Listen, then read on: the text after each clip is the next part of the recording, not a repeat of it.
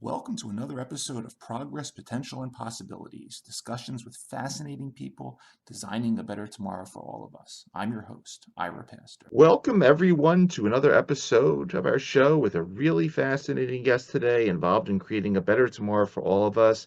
Today, we have the honor of being joined by Dr. Susanne Rafelski, Deputy Director, Scientific Programs at the Allen Institute for Cell Science, a position she was named to in December of 2020.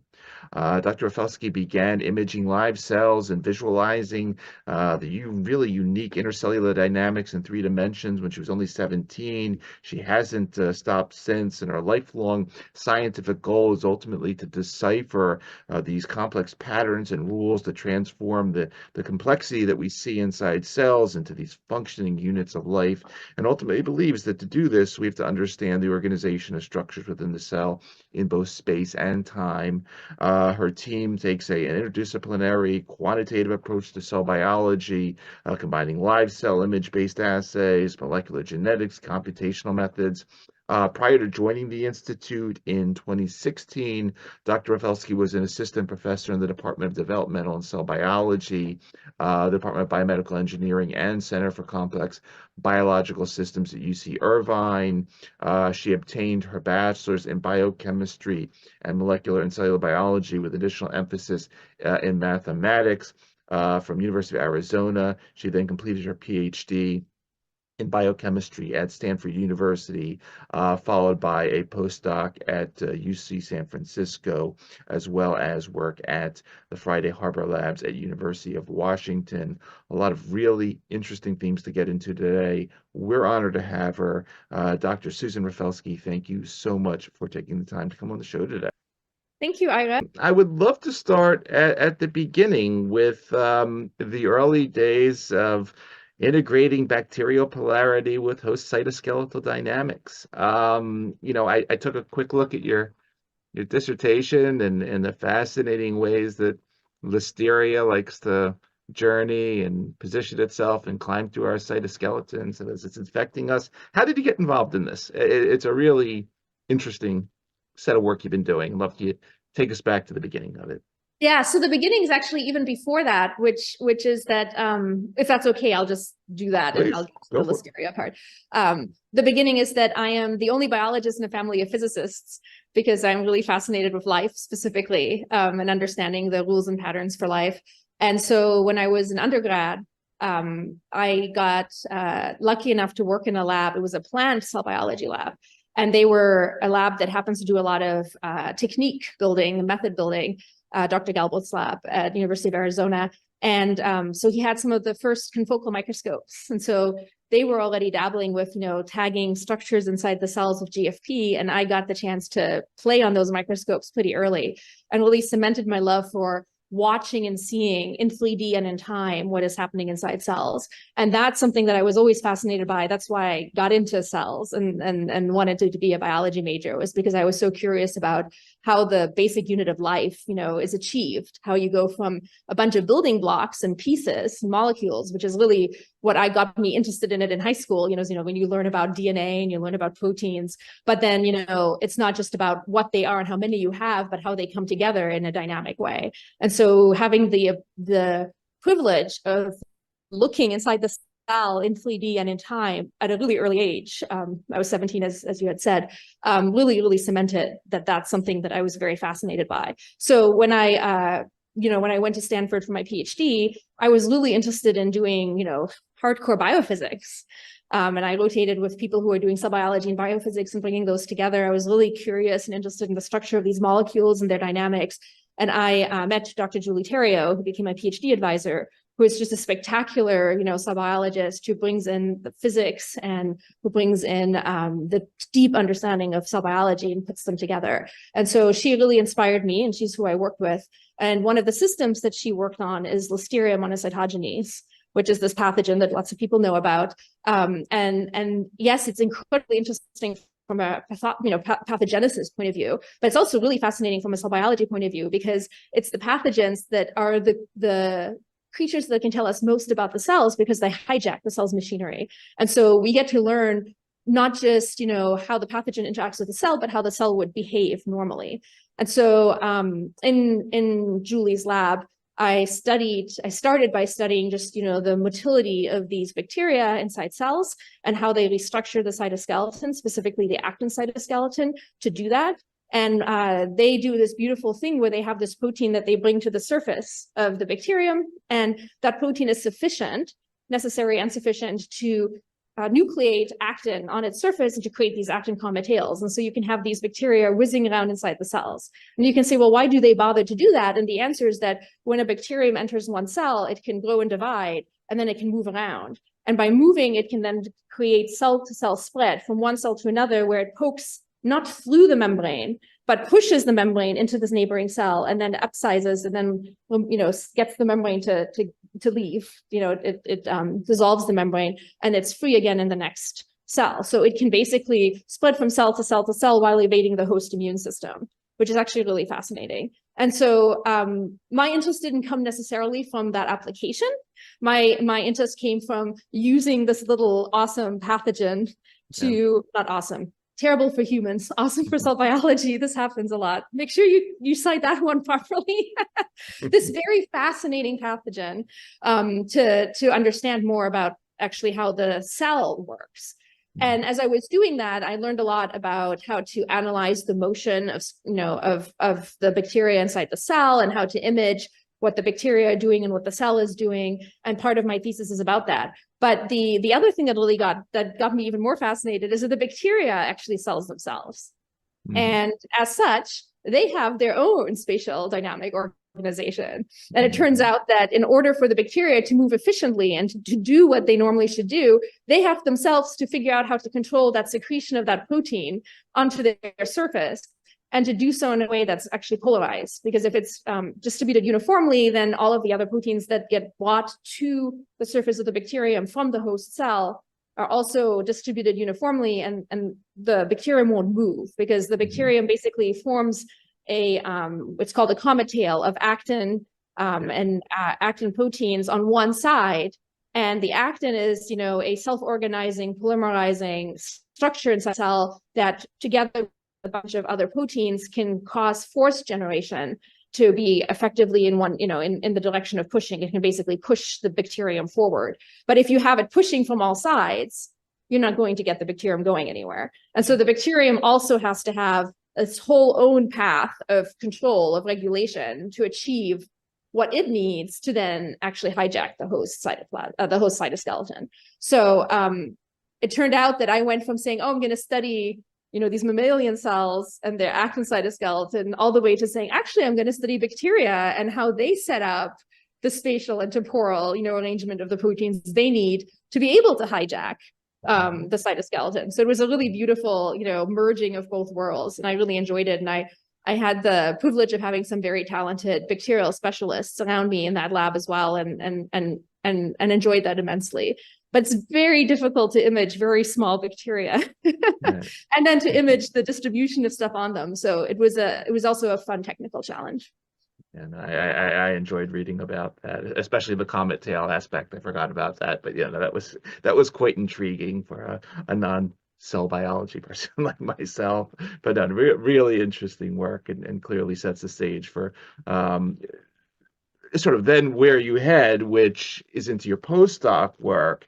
And here, and we'll be coming back to this principle of architecture, whether we're talking about the cell or the nucleus, or in this particular case, the mitochondria. Now we're talking about sort of mitochondrial or organellar architecture, but at this point of your research, you're studying, normally I think about sort of the textbook biology that I had back in the day. We see our little mitochondria, a couple of them floating around in the cell. There's a lot more than a couple of them. But in your case, studying things like mitochondrial networks, how these mitochondria work together, topology. One of the huge mysteries, Mike Levin at Tufts likes to talk about this, size control. There's nothing in the genome that says, it has to look like this and it be a certain size. I mean, this is very complex. Talk a little bit about your work in the days of mitochondrial dynamics, mitochondrial intercellular networks, and morphology. Excellent. Yeah, I will do that. I'm going to preface it briefly and say that you're heading directly, I'm going to give you one more step along the way from listeria to mitochondria that I think is going to be really important as we talk about mitochondria and how I approach that, which is the thing about the actin cytoskeleton is that it's this really interesting dynamic system, right? So you have the actin filaments themselves that can polymerize, and you have accessory proteins that can adjust how the filaments are organized, which can change the dynamics and the nature of the force generation. And so if you attach that to the front of the cell can move. If you attach that to the bacterium can move. If you attach that to little vesicles inside the cell, they can move. If you attach it to vaccinia virus, it can move. And the thing they have in common is, of course, they're all using that same machinery. And so before I started working on mitochondria, I really wanted to explore that understanding of how do you just take protein pieces that interact with each other and turn them into something that is able to robustly create a behavior, but be sensitive to adjustments in the environment so it can change that behavior. So, a cell crawling needs a sensitive environment and adjust. The bacteria moving, depending on what's happening inside the cell, might slow down or might adjust. And that will factor back in as we talk more about architecture and what the cells need to do. So I want to set that stage. So before I started working on mitochondria, I got the privilege to work with Gary Odell, who was at the Center for Cell Dynamics at the University of Washington. And it's actually in the Friday Harbor Labs in the San Juan Islands. So just amazing, beautiful place to work. He wanted to create a science monastery and bring modelers and computational biologists together with experimental biologists and do cross interdisciplinary training. And so I went up there for 14 months, and I worked together with John Alberts, who had created a beautiful agent-based simulation of listeria.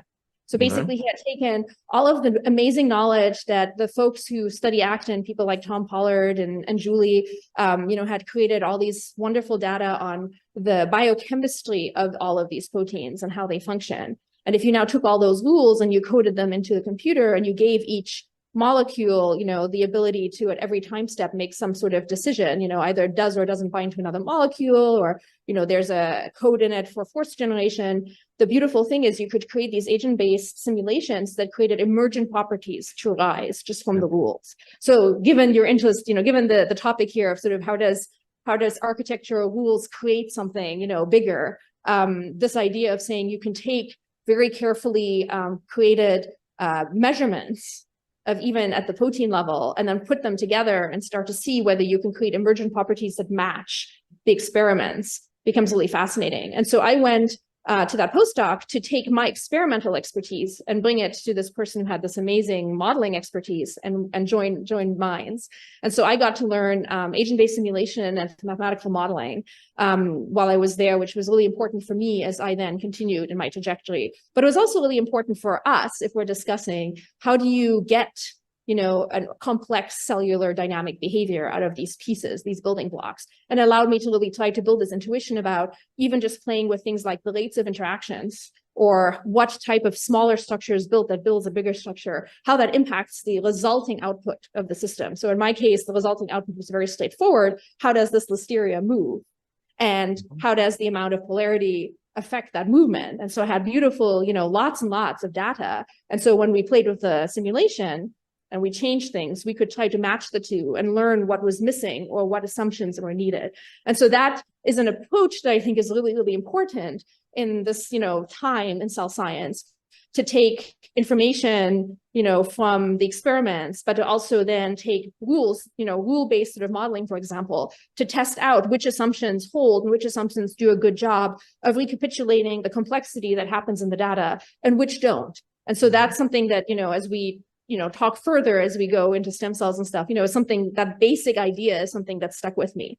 So as I was thinking about where I wanted to apply some of these techniques, and I was very used to imaging something very small on the size scale of bacteria, I was fascinated by stories I had heard and learned about mitochondria and the diversity of mitochondrial morphology, which can just be all over the map depending on what types of cells you're in and organisms you're in, and they can do amazing things just in response to the environmental challenges that exist in particular organisms. So you have fish that live in Antarctica that don't have hemoglobin in their blood, and they have to think about how they deal with their oxygen, and they create interesting mitochondrial morphologies. You have mitochondria in placenta, in the placental syncytium, where it has very particular challenges in how it uptakes nutrition that might have a different morphology. These are things that I know about or have dabbled in. That's why I'm bringing them up as examples. But what was really fascinating to me is that the mitochondria had always been, a little bacterial shaped thing in your textbook picture. And when you look at actual images of mitochondria, they were these beautiful, interconnected, complex networks that were in some state of fission and fusion. And so now you had this morphology that was actually dynamic, right? So you can't just take a snapshot and say, I know something about what's happening to these mitochondria, because you could imagine that you have some network and you have something that actively allows it to fuse or divide. And so if you do that and you have a balanced slate of fission and fusion, you're going to get the same network back out. You have some division here, you have some fusion here. But if you change that balance, and this is the beautiful work that was done initially in yeast and also mammalian cells. So if you change the balance of the proteins that controlled fission and fusion, you could get networks that are vastly over-fused or vastly over-fragmented, right? Just the way you would expect. So if you have a normal-looking network, the question becomes, okay, if you have two networks and they look the same, is it that one has one balanced slate of fission and fusion and the other one has that same, right? Or does it actually have, say, a twice higher or twice lower, but still balanced weight? And so you get into the situation where you have a picture of, say, what the shape is, but without dynamics, without time in there, you actually don't have any understanding of what that shape actually is. And so I was really fascinated by the idea that, biology doesn't care that we can image best in snapshots. Biology just does what it does. And so this idea that we can completely and vastly misinterpret, what it is that's happening inside the cells if we take a snapshot versus looking in time. And the sort of experiences I've had always doing all of my work in time really drew me to mitochondria as a really interesting model system to bring that together. So I was also fascinated by topology, right? Because now the question is, the mitochondria serve such an important function in the cell. In fact, they serve multiple functions in the cell. They do have a very key function, as being the site for respiration, but they're also the site for things like iron sulfur cluster biogenesis or certain lipids. And actually, they are required in cells that don't need to respire like yeast cells. Mitochondria is still essential for life because of the iron sulfur cluster biogenesis, for example, and not because of their role in respiration. In yeast cells, they can also not have to respire to live. So the idea that there could be a connection, a very clear, experimentally tractable connection between the shapes and the dynamics and the function really intrigued me and excited me to lead me down the path of studying mitochondria. And then I decided to study them in yeast cells for a very, very particular reason, which is that I had just come out of this amazing experience thinking about how do you create rule-based models to really test assumptions of your knowledge and see what type of data is still needed to be collected to understand the system. And yeast cells have been studied for such a long time and in such a wide and intricate way. And the awesome power of yeast genetics, it's a catchword, it's a catchphrase. There were so many ways to perturb the system. And perturbation is, of course, very, very important for beginning to test your knowledge over whether you have something that is actually causally related to something else. And so I had this hope, this sort of, plan that if I could study mitochondria in yeast cells and set up, good frameworks for doing dynamic image-based analysis of structures, that I could add other structures to that, and that I could take advantage of all the easy ways to do perturbations in yeast cells to start building sort of, not just say mitochondrial dynamics, but bring in other parts of the cell cycle, cell metabolism, perhaps some other structures in the cell. And so this is a project that really, came about by working with Dr. Wallace Marshall at the University of California, San Francisco, who he coined the word at this subgroup at the ASCB meeting. It's called building the cell. So it's been going on for 20 some years, this particular subgroup, which is to say, how do you put everything together? You've got all of the parts that come from the genome. How do you turn this linear genome into a dynamic 3D cell? And that inspired me greatly. That was completely along the lines of questions that I had. And so working with Wallace, he gave me a blank slate and said, you could work on anything that relates to this. And so that's how we ended up together working on mitochondria. And I think that, the place where things like size control come in, as you were saying, was that Wallace had already also established, really deep thoughts about what are the types of rules or mechanisms that can achieve particular goals. So he was studying flagella length control in Chlamydomonas and had a really beautiful model of how you balance growth and disassembly to achieve a steady state length of a dynamic structure. And so this is a topic I'm going to repeat now because it's so important for everyone to think about. The challenge inside cells is not just to create some structure of some size. So you have a spindle, when your cells divide, you create a spindle. Right. It's not just the spindle of some size or the bacterial, comet tail of some size, or the flagella length. The flagella are similar to cilia, so that would be also the cilia in your trachea, right? You'd want them to be the right length so that they can do a good job with the mucus. These are not just structures you build and you're done. These are all dynamic structures that are constantly renewing. So to achieve anything where you have some size or volume or shape, while everything is constantly turning over, means you need a whole different set of rules to achieve it. Right? You need to balance assembly and disassembly, accessory proteins that do it. The challenges, like if you have, something that's far away, then you have to move more proteins further than if something is close. All these details of these really basic sort of, math or physics or whichever way you want to think about it, sort of principles collide. And you don't get to just say, well, you have this number of proteins, let's just build something. They have to be able to turn over, and they have to be able to turn over in a way that's sensitive to the environment, sensitive to change, being able to adjust, or else the cell wouldn't be able to continue surviving. So I'll pause for a second. I can keep going, but I don't want to. No, it's awesome because it's leading all in the direction to why you're obviously doing what you're doing now and leading this amazing initiative with your team. If I could just read, quickly from sort of the goals and approach section of the Allen Institute for Cell Science, understanding how cells grow and develop and being able to predict their future path is essential for understanding human health. And then you talk about, using advanced technologies to study the cell and its components as an integrated system. The teams are working to understand the cell's history and predict its future by looking at present makeup and state. Clearly, you're perfect for this. And I would love to talk about, if you could reintroduce us to the Allen Institute in general, the Allen Institute for Cell Science. And in that mission, which I just read, clearly, you, me, Peter, everyone's going to be listening to this show. We are 30 to some odd 40 trillion cells that started as one, hundreds of lineages, much change, spatial and temporal over time. How do you decide where to start, right? I mean, you have a lot of things you got to focus on in that journey to get to what we'll get to when we get to the Allen Cell Explorer. Talk about sort of what your day is like and how you decide what you're working on.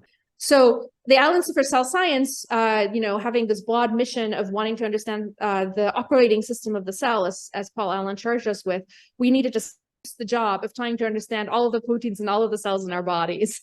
And instead, we focused in on human-induced pluripotent stem cells, which are actually cells that come from the skin of humans and can then be differentiated into many other cell types. And they're such a beautiful strategic system because by studying the basic biology of these cells and how they change into other cell types, and this is where we're going to get into cell types and cell states, it's also very applicable to human health because, of course, any patient could also have these stem cells made from just their skin cells and then differentiated into other cell types. And so the potential for basic science having an impact in a therapeutic manner, perhaps with a little bit more speed than if you were starting in other sort of cell types, is actually pretty cool and phenomenal. So I think that was a really great strategic decision.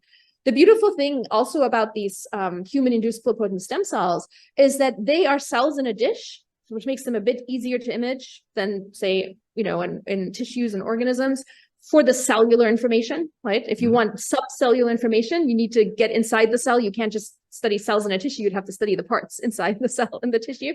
And many, many cells on a dish are not normal, right? They keep growing and dividing because they get transformed. They have transformations and then they make cancerous, say.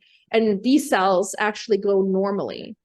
So you can study normal cells in a way that is also experimentally tractable for what you want to study.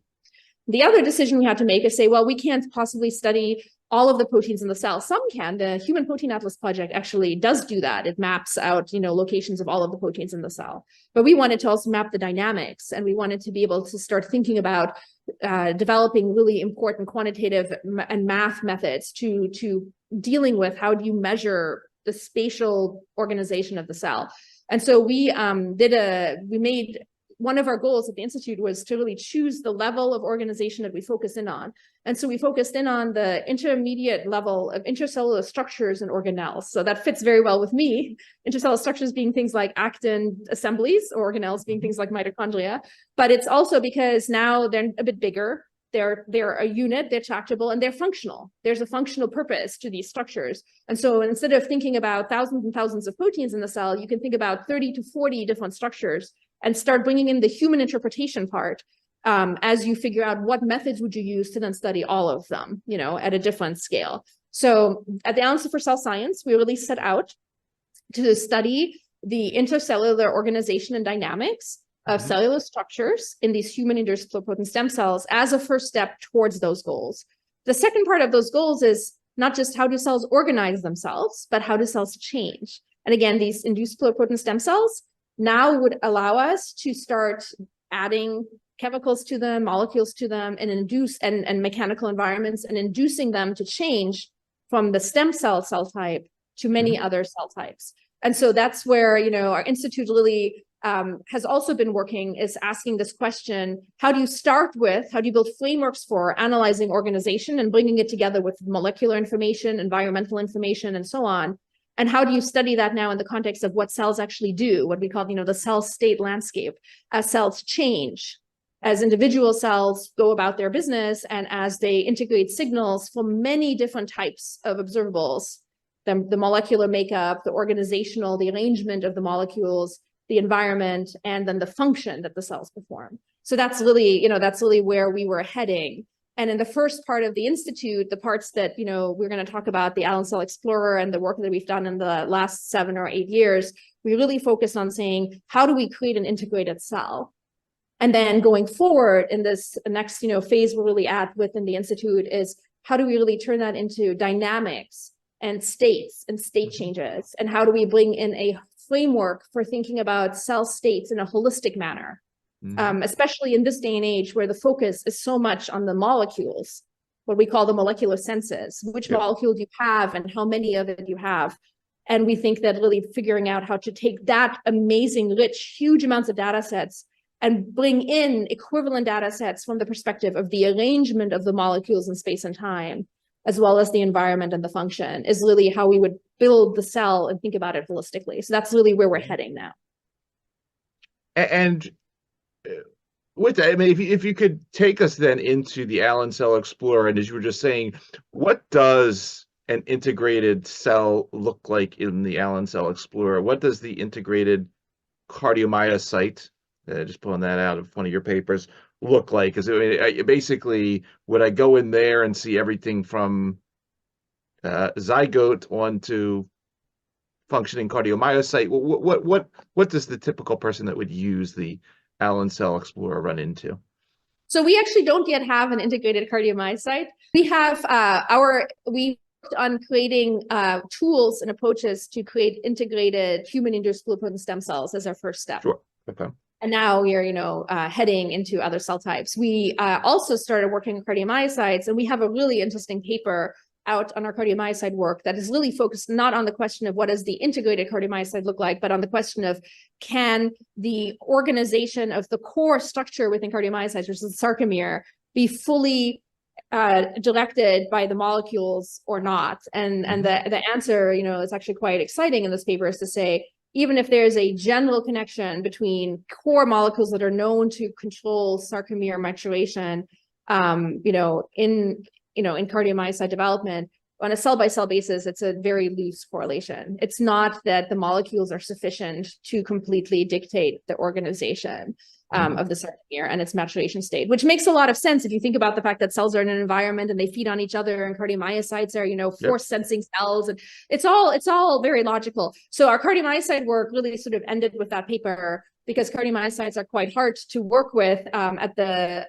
that we need to work. And so we are now working on two other sort of non-HIPSC epithelial cell types, which are the endothelial cells, which are an epithelial type, but the endothelial cells, vascular endothelium, and the motile cells that are actually the very first state change when you go from an epithelial-like stem cell and you start inducing differentiation, say just along the mesodermal lineage or any lineage. You go through an EMT, an epithelial to mesenchymal transition. EMT is a developmental transition, but it's also really important for things like cancer, right? EMT is often associated with the idea of saying you have an epithelial normal cell, it gets transformed and it can switch to a migratory cell. And so that switch from epithelial-like to migratory, that's really our state transition that we've been focusing in on lately. I'm going to come back to the Cell Explorer in a second, but just to say, that's where we're going to create, an integrated migratory cell and an integrated endothelial cell. But starting with the HIPSC, the human intracellular stem cell, on the Allen Cell Explorer, there were a couple of different approaches we used to create these integrated cells. And each approach has its specific benefits and its specific data sets that are out there. So this year we came out with our big paper in Nature that is 25 structures all put together into one HIPSC, one human-induced pluripotent stem cell. And that data is also available on the Allen Cell Explorer. And so for that data, you would have viewers. You could look at any of our 220,000 cells that, each cell would have one particular structure labeled in it. You can look at it in 3D. You can look at it with viewers to look through it. And then those data were used to create models of how you would integrate the cell. And so these are not necessarily cells where every structure has been, imaged in the same cell. These are cells where the locations of the structures have been integrated computationally.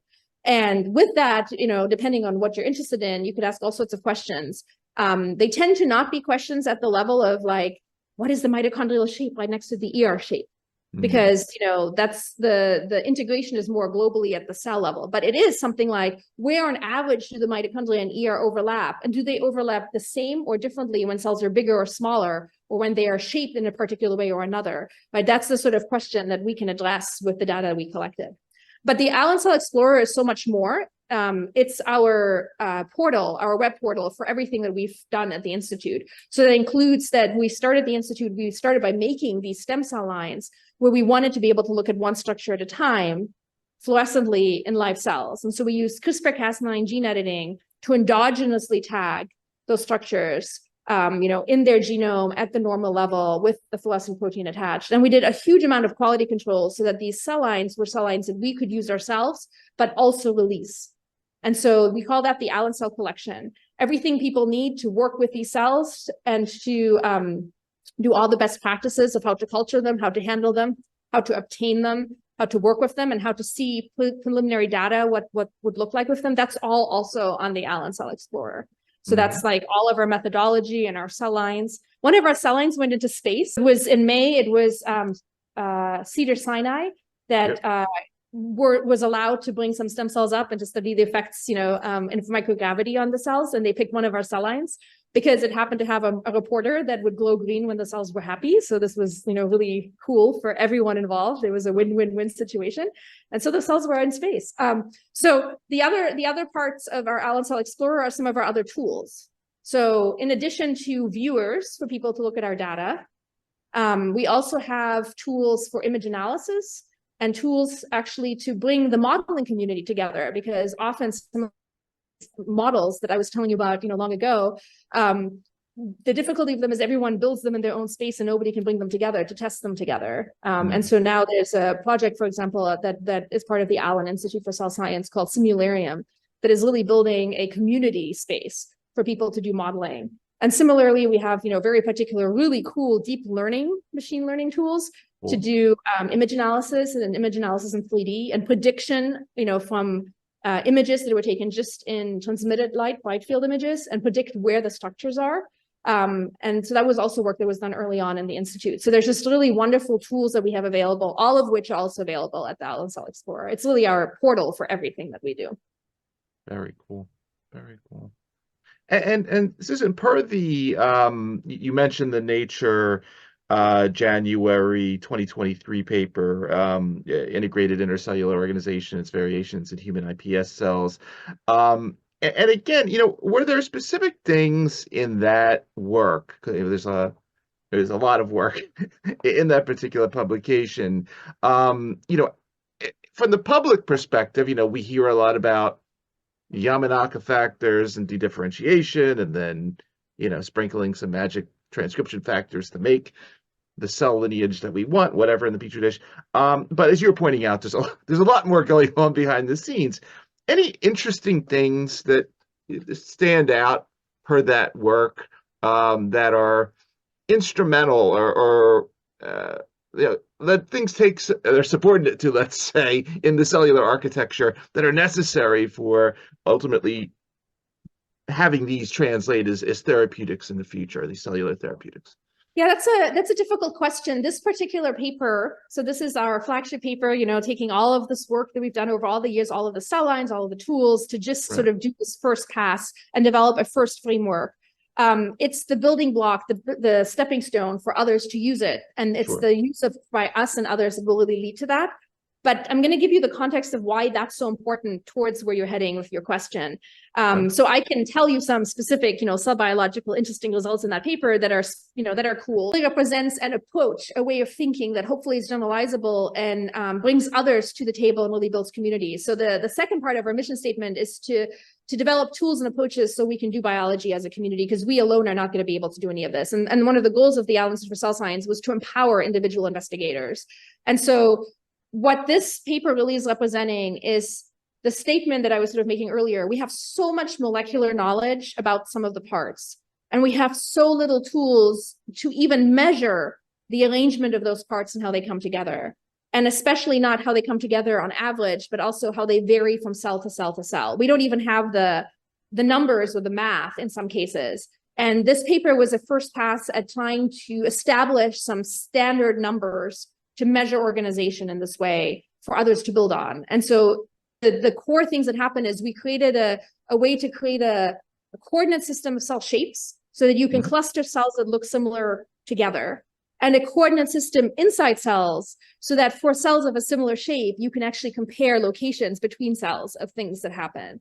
And then you can start measuring. None of this was in time. And none of this was deeply focused on morphology of the structures, but it was focused on the morphology of the cells. So it addressed aspects of organization that relate to where are structures, where are they co-relationally to each other, and how do you measure variation? It's sort of like the first time, when people did microarrays and they were figuring out what are the numbers that they even want to analyze. And then the next time people did them, it got better. And then by the time you had RNA-seq, it had changed completely. This is just that first step. So even the measurements we have in that paper, we hope that they are actually continue to be valid forever, but that they are iterated upon and actually improved. What the paper really allows is others to say, can we collect and image our data in a certain way? Can we, for ourselves, create these coordinate systems of cell shape and inside the cell and map the cell and ask questions ourselves? The other part that this paper had that I'm really excited about, the relates to the therapeutics part, is this question of identifying what organizations have functional consequences, how do you revert cells, and so on. So there's a beautiful field of image profiling, right, that is very, very successful right now. Right, we don't understand why or what organizations lead to normal or not, or to the reactions we get. So it's a really great difference detector. And often when people come and ask me, how should we think about cell organization and using it in therapeutics, I say, well, cell profiling is incredibly useful. What we hope to do is build these underlying rules to go one step deeper, so that when you say, well, I've changed my organization this way or that way, why? What does it mean? That there would be a basis of work to compare that to. So in the context of the therapeutics, it's like saying, maybe we get to do the secondary screen, right? It's not the primary screen for which molecules are best, but the secondary screen for what is the mechanism, or what would that mean for the cell itself. And we're still a ways off from that, because again, this paper is the first step. to giving us a grasp at that.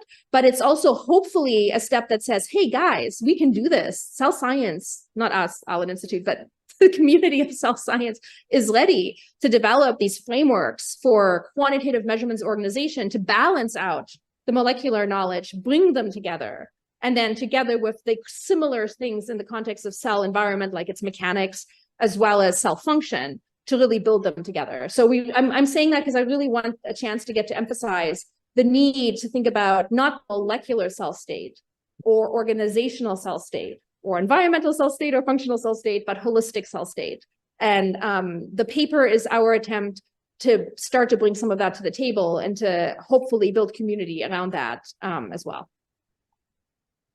And now let's transfer all of what you just mentioned in terms of this holistic thinking towards another really interesting paper. This is quite recent, 2023 August, in Molecular Cell, Spatial and Temporal Organization of the Genome, Current State and Future Aims of the 4D Nucleome Project. And here sort of we're getting rid of most of the cell and the organelles and cytoplasm. We're focusing on the nucleus. Talk a little bit about where this is going, because clearly this is another area, the nucleus, that has a major architecture of its own. What are you looking to do here? Yeah, this is actually really exciting.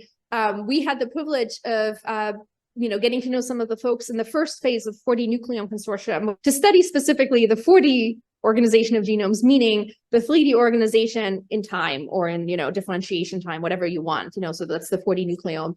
And it was perfect for us because we were tagging structures inside the cell. And there are many really fascinating structures inside the nucleus.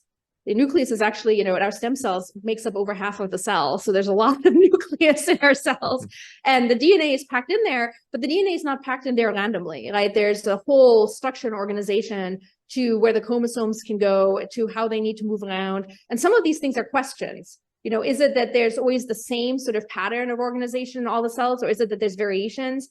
Is it that the way you set up the organization at the nuclear level relates to which parts of the genome interact, at the DNA level, and then does that affect gene expression? Does that affect the parts list that then comes out of the cell? So it's this beautiful place where organization and then molecular senses come together, because the organization of the genome may actually then impact the molecular census that is the readout.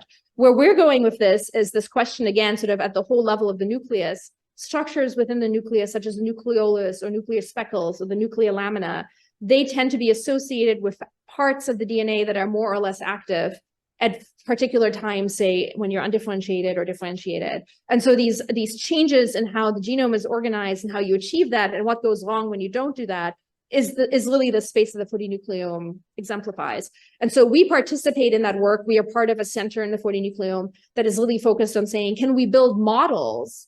And we now is not us at the Institute, but with our collaborators, people like Frank Elber and Jian Ma, who are part of the center. Can we collect data of images of cells? And so now it's of nuclei, shapes of nuclei, locations of where the structures are, right? So you could imagine that if you know that certain sequences of the genome are located near these 3 structures, then if you have pictures of where those structures are, you could perhaps recapitulate how the genome has to fit into the nucleus.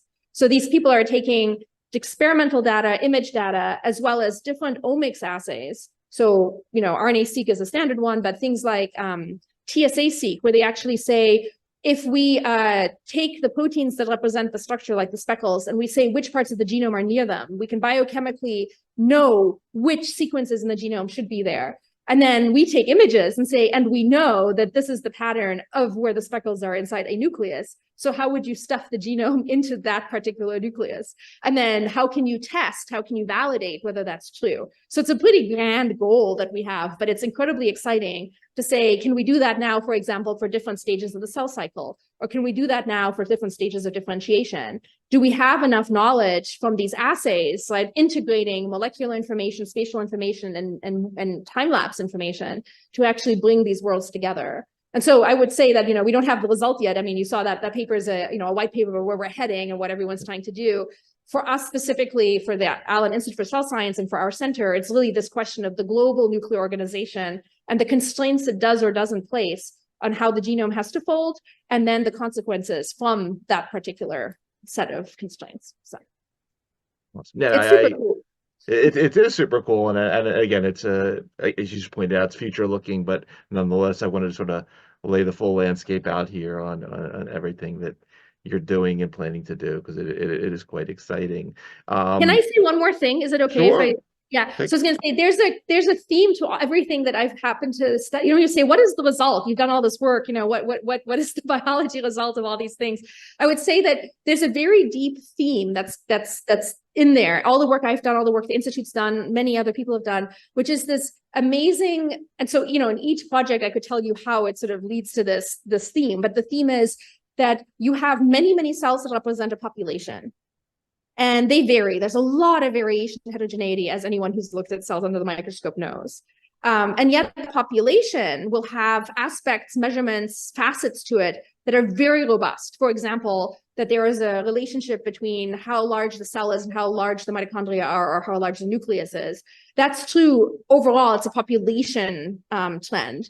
But if you look at individual cells, as for example, they grow and the nucleus grows or the mitochondria grow, you see all sorts of variations. So what that means is that the system of a cell population has been set up to be incredibly robust on the core population-wide thing that it's achieving, while being completely okay with all that heterogeneity and variation between cells. And that heterogeneity and variation is not just noise. Right? Sure, there's some fluctuations in how, the molecular senses from cell to cell, but it's which part of the environment it's in, which aspect of organization it's dealing with at that moment in time. And so the deep thing that I get really excited about, and I think a lot of people do at the moment in this field, is this question of how do you achieve a robust population behavior by taking advantage of the fact that you have all these individuals with all of this individual variation? How do you set up a system to do that? And then you say, why would you want to set it up? Well, you don't just want one robust behavior, you want the ability to change that behavior. And so you wouldn't want all cells behaving exactly the same way all the time. And so that, to me, those are the patterns, the mysteries that we can maybe go after to understand how does life work? That's really the question that everything that we've talked about in this past hour sort of leads towards, is how do we set up the system to be that way? If we understand that, then we can understand what happens when things go wrong. Right. Yeah, it's sort of it adds an entirely new layer to personalized medicine. Right. On a scale we really haven't been able to approach. So no, that's. So thank you for letting me say that bit at the end. So yeah, no, it's awesome. It's awesome. One other thing while we have you, you mentioned the stem cells in space, and we actually did an episode with the Axiom space station people that are involved in that. So excited to hear about it. Anything else that I missed? I mean, obviously space and the final frontier, but other things you're doing that I did not touch on that you want to mention, please take the floor while we have you. We're really excited about bringing together the quantitative cell science community and talking about what we're calling a practical approach to a conceptual framework for holistic cell states. That's a mouthful, but I wanted to end with that because it's a very basic biology thing. And, one of the beautiful things about the Allen Institute for Cell Science is that we do a lot of really basic biology, but with a lot of important implications. So thinking about how the community can bring all these facets together so that it's a baseline for what happens when things are abnormal. So we ourselves tend to not be working on the abnormal, but for us to have that ability to help, humanity to expand the knowledge that we have, it's really about community building at the moment, and about bringing in folks that can use our tools, integrate them with other tools, and doing that. So I would say the place that really we're focusing, it's less exciting for the podcast, but it's really exciting for us, is how do we allow, the tools that we are creating to really make the impact that we think they should have, and how do we bring people together to do that? And one of the things I love so much is that this idea of a holistic cell state. So if you go into any room, you say, what is cell state? It can cause a lot of stir. Lots of people have opinions and thoughts. If you say, how do you put together molecular cell state, organizational cell state, and so on, people really come to the table and they get really excited because everybody can see which aspect of cell state they're working on, and that they all know it has to be more. And this idea of cell state is really an important one for everyone, because that's a way to say, when are cells more similar to each other than when they are not, and how do things proceed? So we want to understand our organs, and we want to understand our tissues, then we got to start with our cells. One last analogy. I'm going to say one more thing because a thing I like in my head is a lot of people study pattern formation of cells and tissues or tissues and organs. Right? There's a whole beautiful field out there of pattern formation in developmental biology. We're asking the same questions because it's the same sort of underlying rules that have to do it of pattern formation inside the cell. And it's just, it's not the scale, and the questions are going to be so similar, and every scale of biology, faces them. And so you could ask the same questions about cells in a tissue or organs in a body, or, people in a population. And we happen to say, well, we want to really use the cell because it's that basic unit of life. Everything below is not alive, and everything above is more complicated than one cell. So it's a very exciting work, and I look forward to continue following you and your group and see where this all ends up, because you're clearly at the forefront of major scientific exploration for gen knowledge and human health. So I'm very excited. Again, for everybody who is going to be listening to this particular episode of our show across the various podcast networks or watching on our YouTube channel, again, you've been listening to Susanne Rafelski, Deputy Director, Scientific Programs at the Allen Institute for Cell Science. Susan, I want to thank you for taking the time out of your schedule to come talk to us, educate us on all these fascinating topics. Obviously, thank you for what you do. And as we like to say here on our show, thanks for helping to create a better tomorrow via the work you do. Really a great story. Thank you, Ira, for having me.